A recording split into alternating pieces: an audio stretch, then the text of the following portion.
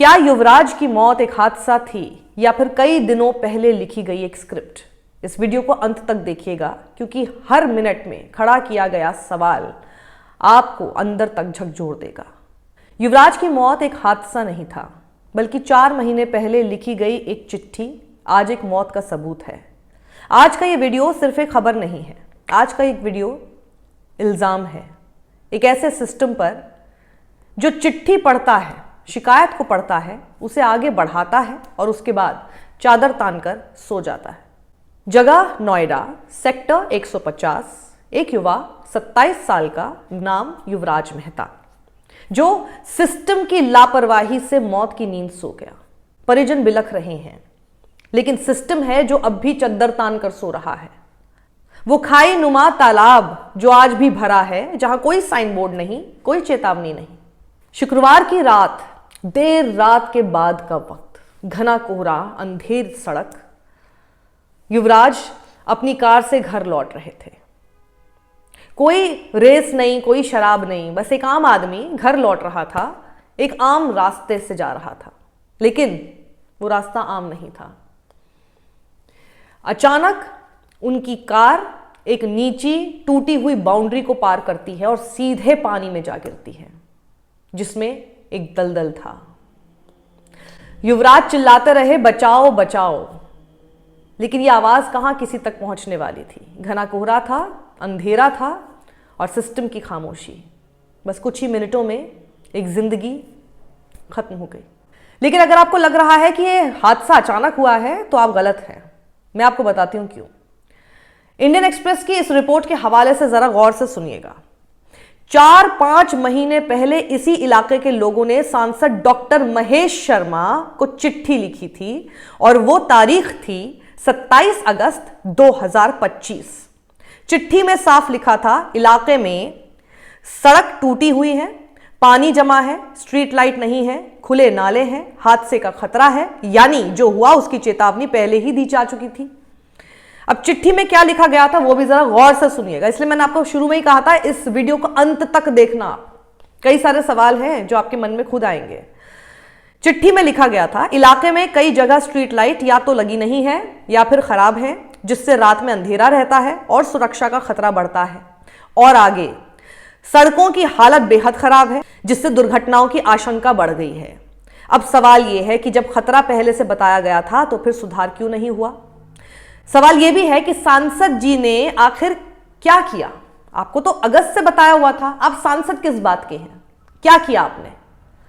2 सितंबर 2025 को यह चिट्ठी, यानी जो स्थानीय लोगों ने लिखी थी, नोएडा अथॉरिटी के सीईओ डॉक्टर लोकेश एम को भेज दी।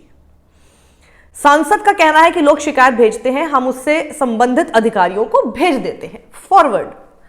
ठीक है सांसद जी, आपने पत्र आगे बढ़ा दिया, बहुत बहुत शुक्रिया आपका। कम से कम आपने पत्र तो आगे बढ़ा दिया था। देखा नहीं देखा, पढ़ा नहीं पढ़ा, उसकी गंभीरता समझी कि नहीं समझी पता नहीं, बढ़ा तो दिया, फॉरवर्ड। लेकिन असल सवाल अब यहां पर यह है कि क्या जिम्मेदारी आपकी वहीं खत्म हो जाती है?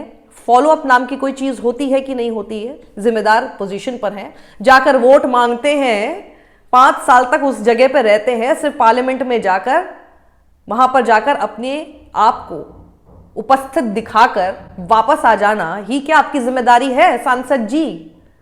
सोचिएगा इस बारे में। तो आप बेसिकली कहना चाह रहे हैं कि जी हमने तो आगे भेज दिया था, तो इसका मतलब ये हुआ कि आप ये मान रहे हैं कि आपकी तो जिम्मेदारी वहीं खत्म हो गई। अधिकारी को भेज तो दिया, महेश शर्मा जी आपने फॉलोअप नहीं किया ना। और वहीं अगर आप फॉलोअप करते और देखते कि उसके ऊपर कुछ नहीं हुआ, 6ठा महीना चल रहा है तब से अब तक, अगस्त, सितंबर, अक्टूबर, नवंबर, दिसंबर, जनवरी भी खत्म होने को आ रहा है। अगर आप फॉलोअप करते तो ये पाते कि उस अधिकारी ने कुछ नहीं किया, और अगर आप तत्पर होते तो उस अधिकारी के खिलाफ अपनी ही सरकार से शिकायत करते। बहुत इजी होता आपके लिए अपनी सरकार से शिकायत करना, विपक्षी भी नहीं है आप तो। पर आपने कुछ नहीं किया क्योंकि आपने सिर्फ फॉरवर्ड कर दिया। ऐसा आप कह रहे हैं कि आपने फॉरवर्ड कर दिया। तो इतने महीने गुजर गए, यहां पर ना सड़क बनी, ना लाइट आई, ना नाले ढके, ना बाउंड्री ठीक की गई। और इतना ही नहीं, इस इलाके के एक और निवासी कुणाल भाटिया ने खुले नालों को लेकर ऑनलाइन शिकायत दर्ज की थी। उसका स्टेटस क्या है? पेंडिंग। युवराज की जिंदगी भी शायद इसी पेंडिंग फाइल में कहीं जाकर दब गई। युवराज के परिवार और स्थानीय लोग क्या कहते हैं अब जरा वो सुनिएगा। सांसद जी आप तो कान खोलकर सुनिएगा। बाउंड्री टूटी हुई थी, सड़क पर कोई रिफ्लेक्टर नहीं था, स्ट्रीट लाइट नहीं थी, कोहरे में कुछ दिखा ही नहीं, कोई भी प्रोटोकॉल एक्चुअली फॉलो ही नहीं किया गया। ये बिल्कुल वैसे ही है जैसे कि एक आधे अधूरे फ्लाईओवर पर लोग चढ़ जाते हैं जीपीएस की मदद से और उसके बाद नीचे गिर जाते हैं क्योंकि वहां पर कोई भी प्रोटोकॉल फॉलो नहीं था। ये बिल्कुल उसी तरह की चीज है और ऐसी लगातार हादसे होते जा रहे हैं। आज मैं भी आपके सामने बात कर रही हूं, थोड़े दिन आपके सामने ऐसे वीडियोस आएंगे, खबरें आएंगी, अखबार इसको कवर करेंगे, न्यूज चैनल इस पर डिबेट करेंगे, फिर सब भूल जाएंगे, पूरा सिस्टम फिर से सो जाएगा। इसी दिन का इंतजार करता है सिस्टम कि कब आप भूल जाएं, आपकी मेमोरी से सारी चीजें ब्रेन फॉग की तरह निकल जाएं। अब जरा सोचिए, अगर लाइट होती, अगर चेतावनी बोर्ड वहां पर होता, अगर बाउंड्री ठीक होती, तो क्या आज युवराज जिंदा नहीं होते? तो जिंदा होते, और किसकी वजह से जिंदा नहीं है वो अपने गिरेबान में झांकें और बिल्कुल अपने आप को इसके लिए जिम्मेदार माने। हादसे के बाद क्या हुआ अब जरा ये सुनिए। उत्तर प्रदेश सरकार ने नोएडा अथॉरिटी के सीईओ डॉक्टर लोकेश एम को पद से हटा दिया। लेकिन सवाल यह है कि क्या मौत के बाद हटाना कोई इंसाफ है? या तो भाई आपको पता ही नहीं चला ना वो क्या कर रहा था, आप किस बिना पे कोई सीईओ वहां पर बन के बैठा, फिर आप किसी और को ला देंगे, उसकी भी क्या काबिलियत होगी जब तक कि ऐसा कोई हादसा नहीं होगा, हम उसकी लापरवाही नहीं देखेंगे, फिर आप उसको पद से नहीं हटा देंगे, फिर एक नया शख्स आ जाएगा। इन सब चीजों को कौन देखेगा कि आप काम भी सही से कर रहे हैं कि नहीं कर रहे हैं? कौन देखेगा? किसकी जिम्मेदारी है? मैं सिर्फ ये जानना चाहती हूं, क्योंकि जिम्मेदारी यहां पर तय होती नहीं है। इस देश में आजकल जिम्मेदारी तय होनी ही बंद हो चुकी है। सिर्फ इंतजार होता है उस समय का जब पूरी खामोशी छा जाए, जब सब लोग सब कुछ भूल जाएं और उसके बाद दोबारा से जिंदगी वैसी ही चलती रहे। फिर एक युवराज मेहता जो है वो फिर से सिर्फ उस परिवार की यादों में बना रह जाए और एक नया युवराज अपनी जिंदगी को खामोश होते हुए, हर तरह के रिस्क से गुजरते हुए सिर्फ रोज चलता रहे वहां पर राम भरोसे, राम राज्य में। अब जरा ये सोचकर देखिए कि युवराज के जिंदा रहते सिस्टम को जगाना क्या जरूरी नहीं होता? लेकिन कौन जगाएगा? हम लोग भी। मैं सिर्फ इसमें किसी एक को कटघरे में नहीं खड़ा कर रही हूं, मैं भी मीडिया हूं, मैं भी हूं, या गोदी मीडिया जिसको हम बोलते हैं। सब जगह पे जिस तरह की चीजें चल रही हैं, जिस तरह के मुद्दों पर हम लोग फोकस होने लग जाते हैं एक समय के बाद, ये सारे इश्यूज तो रह ही जाते हैं। लेकिन आप भी जरा सोचिए, हिंदू मुस्लिम पर डिबेट होती है, आप उसको ज्यादा देखते हैं, ट्रैक्शन देखते हैं। जरा मुझे बताइए, आप मेरे ही चैनल पर जाकर एक बार देख लीजिएगा, मुद्दे से जुड़ी बात जहां पर हुई हो उसको आपने कितना देखा है? मैं यहां पर जनता को भी कटघरे में जानबूझकर खड़ा कर रही हूं, मैं खुद को भी कर रही हूं, पर मैं आपको भी कर रही हूं। आप मुझे बताइए, दिल्ली के पोल्यूशन के ऊपर जब बात होती है, ये मैं बहुत कड़वी बात आपको बोल रही हूं बट इसको याद रखिएगा, जब दिल्ली के पोल्यूशन के ऊपर बात होती है, AQI के ऊपर बात होती है, लोग सड़कों पर जाते हैं, बताते हैं, आपको जागरूक करने की कोशिश करते हैं, कितने व्यूज आप उन लोगों को देते हैं? जब आप व्यूज नहीं दे रहे हैं इसका मतलब यह है कि आप देख नहीं रहे हैं, आप देखना ही नहीं चाहते हैं।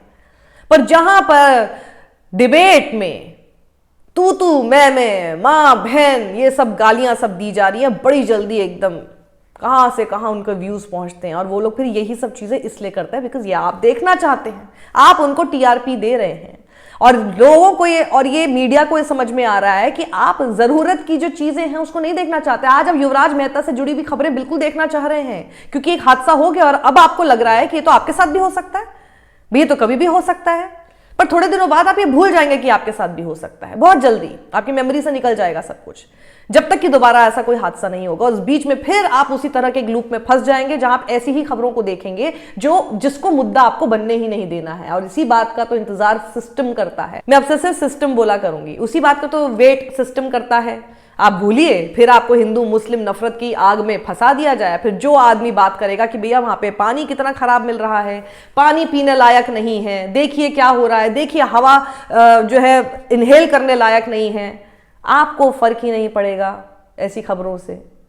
और फिर अकाउंटेबिलिटी कहीं होगी ही नहीं। अकाउंटेबिलिटी सिर्फ और सिर्फ नफरत में तब्दील होती रहेगी और नफरत आपके सामने परोसी जाती रहेगी और उस नफरत के जाल में आप लोग सब बंटते रहेंगे और सब भूल जाएंगे कि फेफड़े सबके एक जैसे हैं, सब भूल जाएंगे कि जान तो सबकी बराबर ही है और सब लोग भूल जाएंगे कि सड़क तो सब लोगों के लिए सेम है, हिंदू मुस्लिम सिख ईसाई से थोड़ा ना कोई मतलब है। उस गाड़ी में कोई युवराज मेहता नहीं तो कोई यूसुफ खान हो सकता था, कोई भी हो सकता था ना, किसी के साथ भी होता है, बट आप ये याद नहीं रखेंगे। इसलिए मैं आपको, जनता आपको भी कटघरे में खड़ा कर रही हूं। बहुत कड़वी बात हो सकता है आपको लगे, लेकिन गिरेबान में प्लीज झांकिए। जब तक हम सब लोग नहीं झांकेंगे तब तक हम कोई भी अनगिनत युवराज मेहताओं के साथ जस्टिस नहीं कर पाएंगे। अब जरा ये न्यूज लॉन्ड्री की खबर के मुताबिक देखिए, जरा अब इसको आप समझने की कोशिश कीजिए। न्यूज लॉन्ड्री की खबर देखिए, जब युवराज डूब रहे थे तो नोएडा पुलिस की रस्सी छोटी पड़ गई। सुनिए। सोचने वाली बात है कि जब युवराज डूब रहे थे तब शुरुआत में नोएडा पुलिस उनकी मदद इसलिए नहीं कर पाई क्योंकि नोएडा पुलिस के पास जो रस्सी थी वह छोटी थी। यह मैं नहीं कह रहा हूँ, यह युवराज के पिता का स्टेटमेंट है। और अभी आप देखिए कि अभी यहाँ पर नोएडा पुलिस और प्रशासन के आला अधिकारी जब आए हुए हैं तो यहाँ करीब 60 फीट लंबी रस्सी का एक सिक्योरिटी घेरा बनाया गया है और इसको पकड़कर खड़े हैं 15 से 20 पुलिस कर्मी। तो सुना आपने, नोएडा पुलिस की रस्सी सिस्टम के हिसाब से तो छोटी से बड़ी भी हो गई अचानक, लेकिन उस समय जब युवराज डूब रहे थे तब उनके पास वो 30 फीट लंबी रस्सी तक नहीं थी। राहुल गांधी एक्स पर एक वीडियो पोस्ट करते हुए कहते हैं कि समस्या केवल भ्रष्टाचार नहीं, समाज में जड़ें फैलाती लालच की वो लत भी है जो भारतीय शासन की जवाबदेही निकल गई है। A culture of greed and disrespect towards other living beings is being propagated in India. The air we breathe, the water we are forced to drink, and the crumbling infrastructure around us are the consequences of this greed. Yuvraj Mehta's death is a direct consequence of this culture.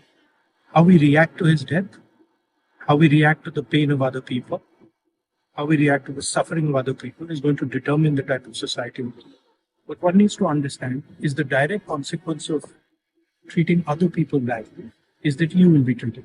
इतना समझ लीजिए कि आज इस दुनिया में युवराज नहीं है, पर कल किसी और माँ का बेटा इसी तरह से मौत के आगोश में होगा और सिस्टम रस्सी छोटी से बड़ी नहीं कर पाएगा। यही खबर, ऐसी ही खबरें देखना फिर आएंगी। जब कभी रस्सी नहीं हो पाएगी, कभी कुछ नहीं हो पाएगा, यही होगा।